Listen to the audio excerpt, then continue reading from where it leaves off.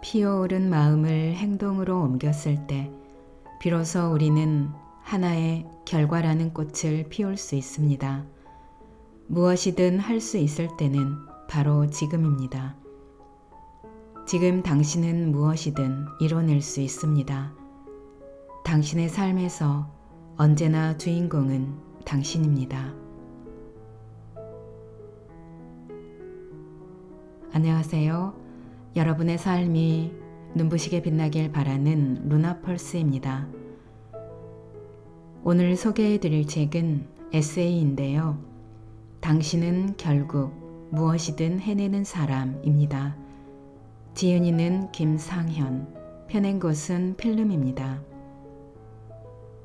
김상현 작가는 이 책의 출판사인 필름의 대표이자 연남동에서 카페 공명을 운영하고 있습니다.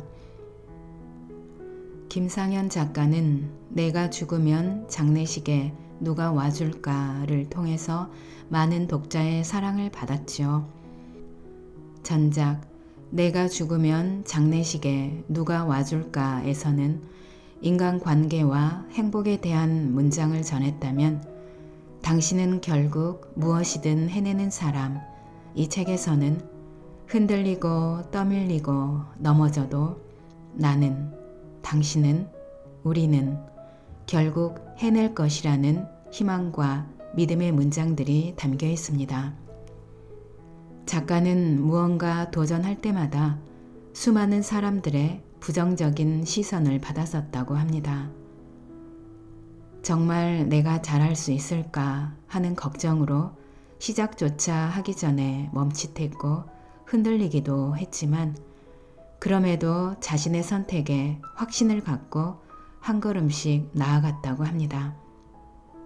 그럼 책의 본문 중에서 일부 소개해 드리겠습니다. 오늘도 책과 함께 편안한 시간 되시기 바랍니다.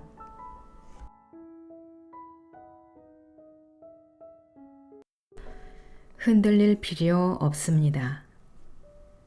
스포트라이트 효과라는 용어가 있습니다. 다른 사람들이 자신의 외모와 행동에 대해 실제로 자신이 생각하는 것보다 더 관심을 갖는 것 같고 주의를 기울일 것이라고 믿는 심리학적 용어인데 토마스 길로비치라는 심리학자가 이와 관련해 한 가지 실험을 진행했습니다. 한 실험 참가자에게 오래전 유행한 가수의 얼굴이 크게 들어가 있는 티셔츠를 입게 했고 다수의 다른 참가자들이 모여있는 방 안으로 들어가게 했습니다. 티셔츠를 입은 실험 참가자는 요즘에 유행하지 않는 시대가 지난 가수의 얼굴이 새겨진 티셔츠를 입었기 때문에 다른 참가자들이 자신을 이상하게 볼 것이라 생각했지만 실제로 티셔츠에 그려진 가수가 누구였는지 알아차리거나 티셔츠를 눈여겨본 사람은 실험자 중 10%도 되지 않았다고 합니다. 실험 결과는 역시나 우리 모두가 알고 있듯이 사람들은 타인에게 그리 많은 관심이 없다는 사실을 말해주고 있습니다. 어떻게 생각하시나요? 아직도 내 행동 하나하나에 많은 사람들이 관심을 갖고 있을 것이라 생각하시나요? 냉정히 말하자면 대부분의 사람들은 나에게 관심이 없습니다. 내가 무슨 옷을 입었는지, 무슨 헤어스타일을 했는지 전혀 관심이 없다는 말이죠. 그러니 다른 사람이 나를 어떻게 생각하는지에 대해 고민하는 것은 내 인생에서 어떤 도움도 되지 않습니다. 일일이 신경 쓰다 보면 또 하나하나 상처받다 보면 다른 사람의 시선을 신경 쓰는 일이 오히려 내 인생에 방해가 된다는 것을 깨닫게 될 것입니다. 인생을 살다 보면 누구나 완벽한 인생을 살고 싶다는 생각이 들기 마련입니다. 하지만 어디서 어떤 방식으로 살아가든 절대적인 적이 존재할 테지요. 이들은 내가 어떤 행동을 하더라도 미워하고 시기할 것입니다.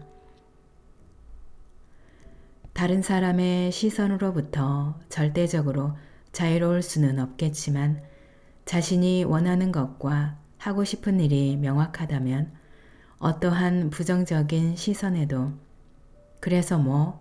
라는 태도를 보여주세요. 결국 내 인생은 내 것입니다. 다른 사람에게 재단되고 휘둘리고 상처받을지라도 언제나 나는 계속해서 나와 함께 존재할 것입니다. 그러니 다른 사람의 기준과 잣대에 너무 많은 의미를 부여하지 않았으면 좋겠습니다. 예서 맞추며 살아갈 필요도 없을 뿐더러 그들의 기준과 잣대는 내 앞에선 전혀 의미 없는 것들이기 때문이죠. 다른 사람의 기대에 부응하지 않으며 관계에 얽매이거나 휘둘리지 않고 자신의 삶에 자신만의 고유한 의미를 부여하며 살아가 보는 것이죠. 어떠한 것도 나라는 고유 명사에 다른 의미를 부여할 수 없습니다. 나를 꾸며줄 수많은 수식어가 있겠지만 저는 부디 당신이 당신만의 고유한 방식대로 인생을 꾸려가길 바랍니다. 어쩔 수 없는 건 어쩔 수 없는 대로. 하루는 무척이나 센티해져서 조용하게 마음을 울리는 노래를 들으며 드라이브를 해야겠다는 생각이 들어 집을 나섰습니다. 그런데 길을 나선 지 10분도 채 지나지 않았는데 깜빡이도 없이 끼어드는 차 때문에 놀란 동시에 이내 감정은 화로 물들었습니다. 센티했던 감정은 금세 분노로 바뀌었습니다. 이대로 드라이브를 가기에는 기분이 좋지 않아 씩씩대며 집으로 들어왔는데 들어오자마자 두고 갔던 설거지거리를 보면서 다시 화가 치밀어 올랐고 설거지를 하다가 그릇을 깨고 말았습니다. 깨진 그릇을 보며 내 하루를 망친 걸 갑자기 끼어든 차 때문이라며 탓을 하기 시작했습니다. 그런데 문득 이게 맞나 하는 생각이 들었습니다. 고작 그 이유 때문에 내 하루를 망쳤다고 하기엔 묻어두고 넘어갈 수 있는 일에 온몸에 부정적인 감정을 쏟았고 화가 난 채 씩씩거리며 설거지를 하던 제 모습이 떠올랐기 때문이었습니다. 살다 보면 이와 비슷한 일을 많이 겪게 됩니다. 내 의지와 통제를 벗어나 나를 괴롭히는 일들. 하지만 그런 것들에 대고 씩씩거려봤자 달라지는 건 아무것도 없다는 걸 우린 잘 알고 있습니다. 그러니 이미 어쩔 수 없는 일이 된 건 그냥 어쩔 수 없게 놓아버려야 합니다. 두고두고 화를 내고 네 탓이네 그것 때문이네 하고 화를 내봤자 상황과 현실은 조금도 나아지지 않으니까요. 누구의 탓도 아닙니다. 그냥 살다 보면 가끔 그런 일도 생기는 것이죠. 그럴 때일수록 유연하게 대처하다 보면 삶의 틈이 생기게 됩니다. 그 틈으로 알 수 없는 행복이 들어오기도 하고 귀한 사람이 들어오기도 합니다. 지나간 건 지나간 대로, 어쩔 수 없는 건 어쩔 수 없는 대로 그렇게 그대로 놓아줄 수 있는 연습이 필요합니다. 그런 사소하고 중요하지 않는 것에 내 기분과 시간을 뺏길 필요는 없으니까요. 그 틈 사이로 좀 더 행복한 것들이 들어올 수 있도록 탓으로 틈을 메우지 마세요.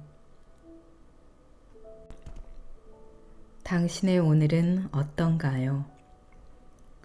어떤 시간은 빠르게 흘러가고 어떤 시간은 느리게 흘러가곤 합니다.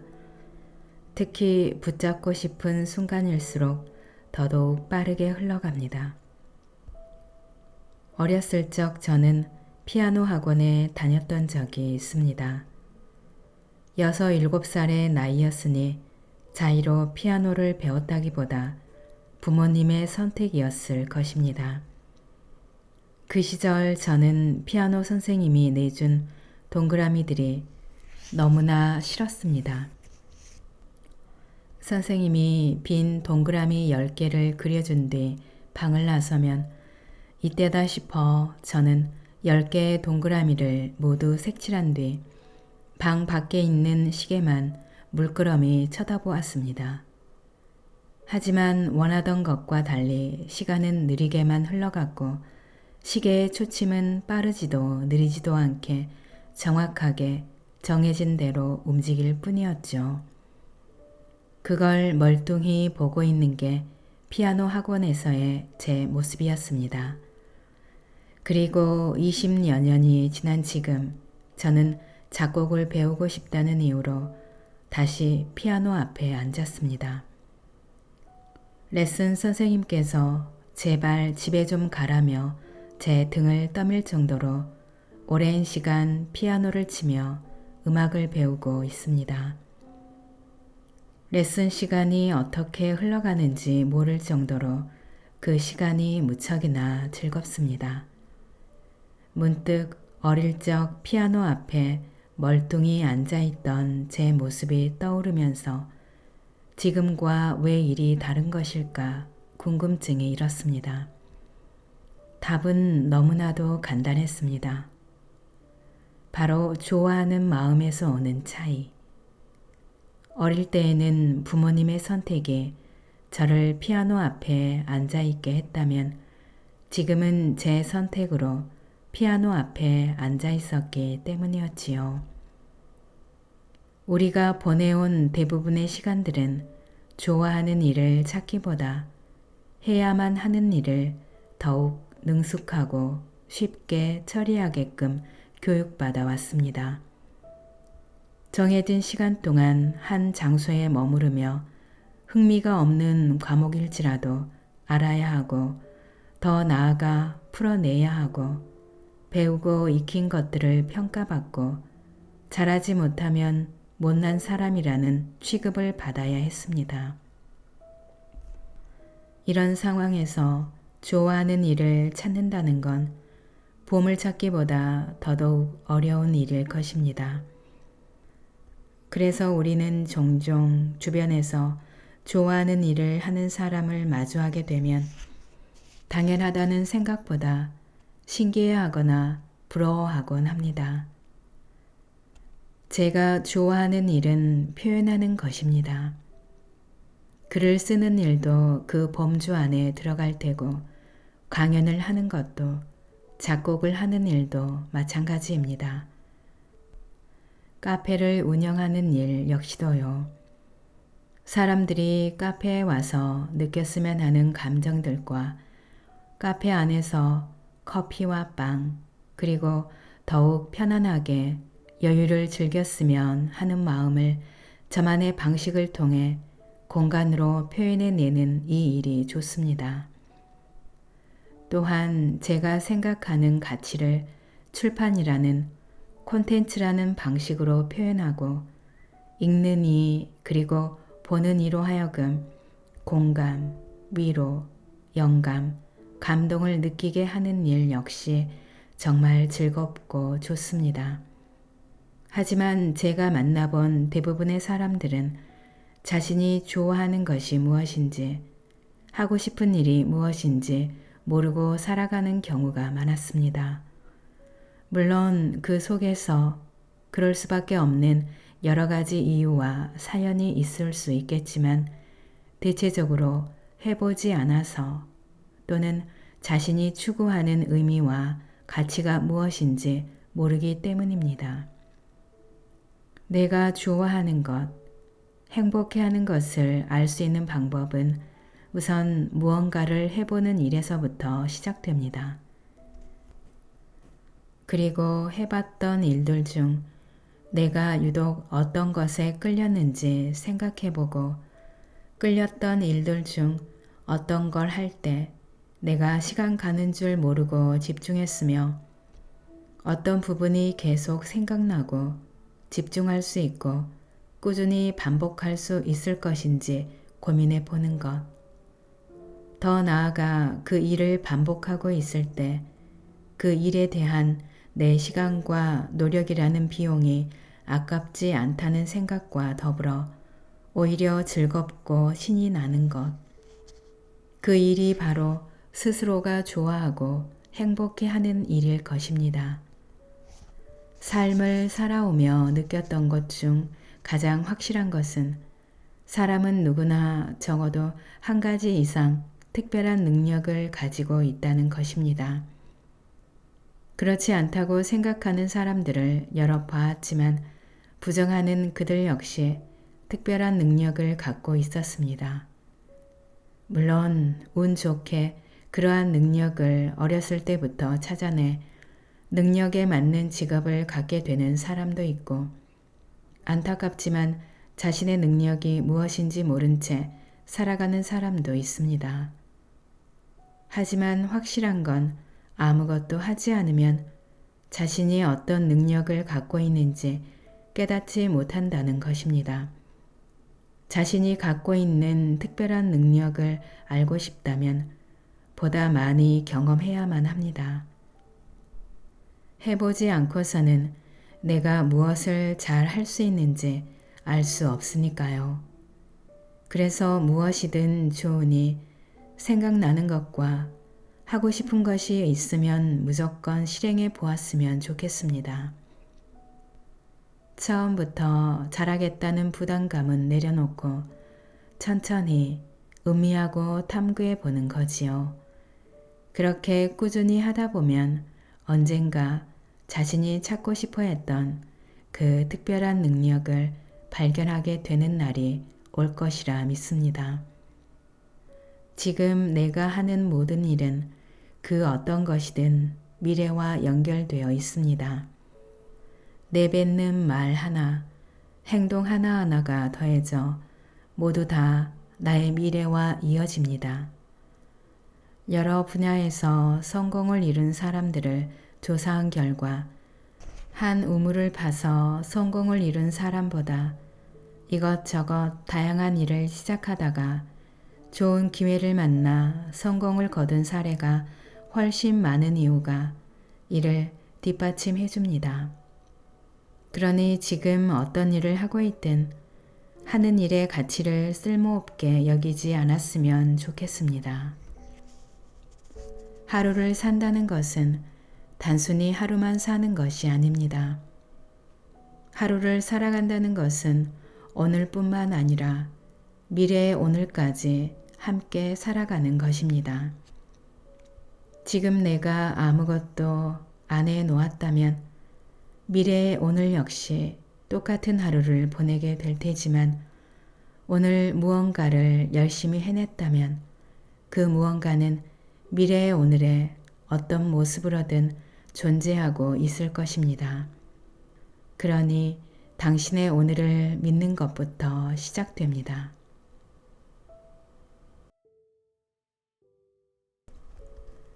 지나고 나면 별것 아니니까. 왜 그런 말들을 했을까? 왜 그런 행동을 했을까? 하는 순간들이 있습니다.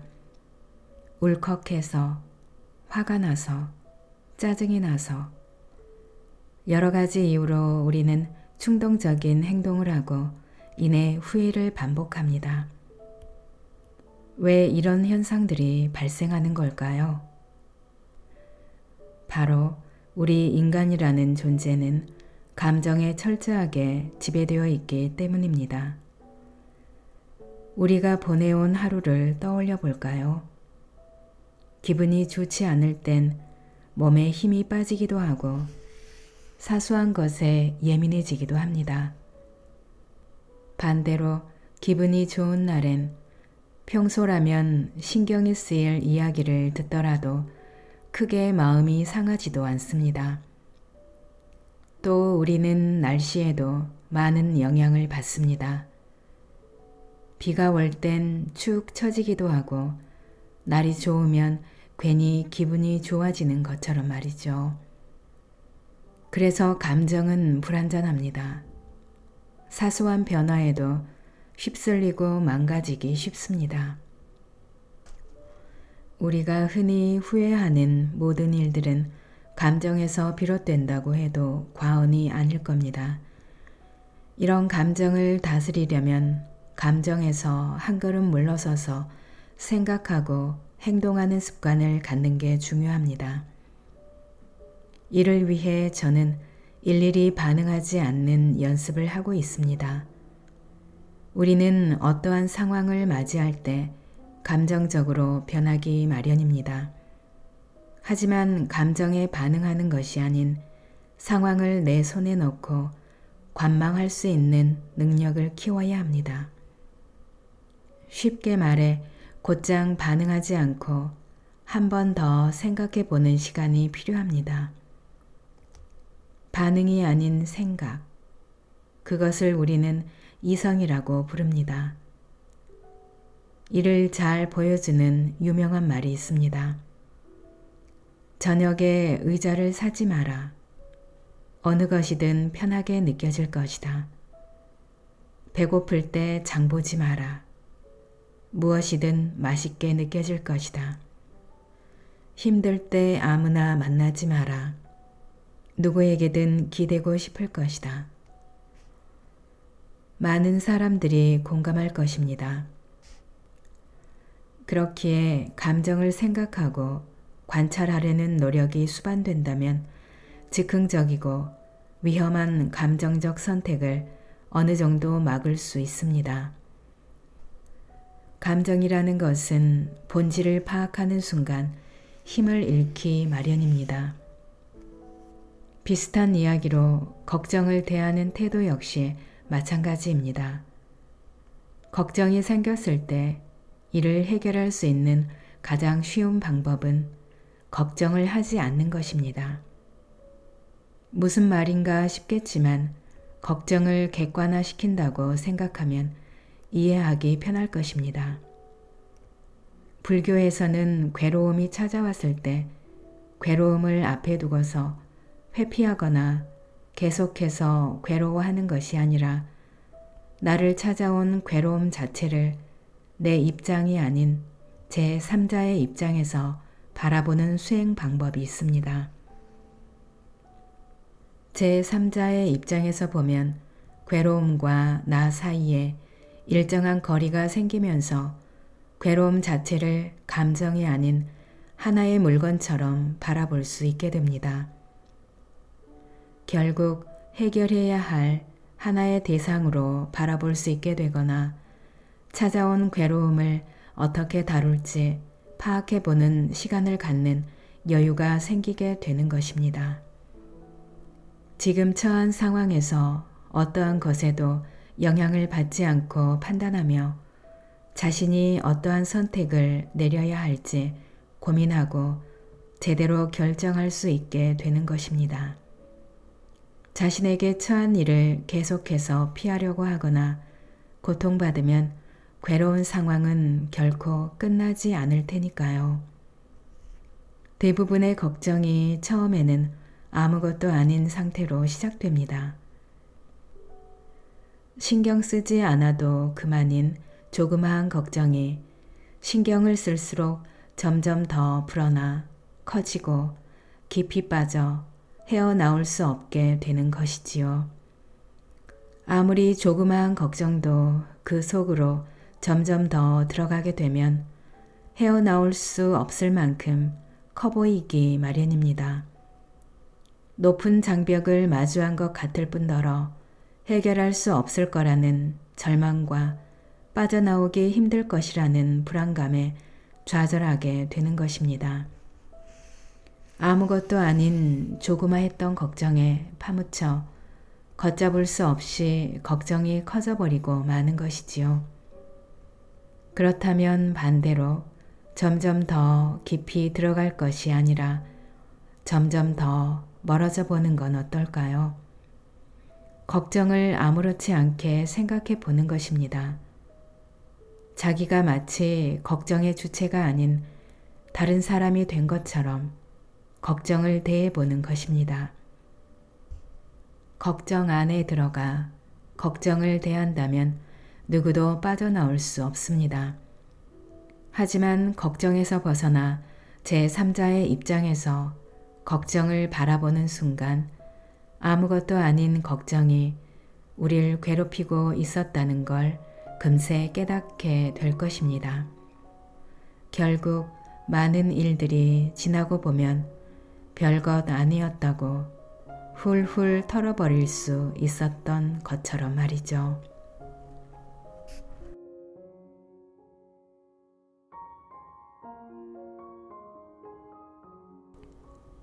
오늘 영상은 여기까지입니다.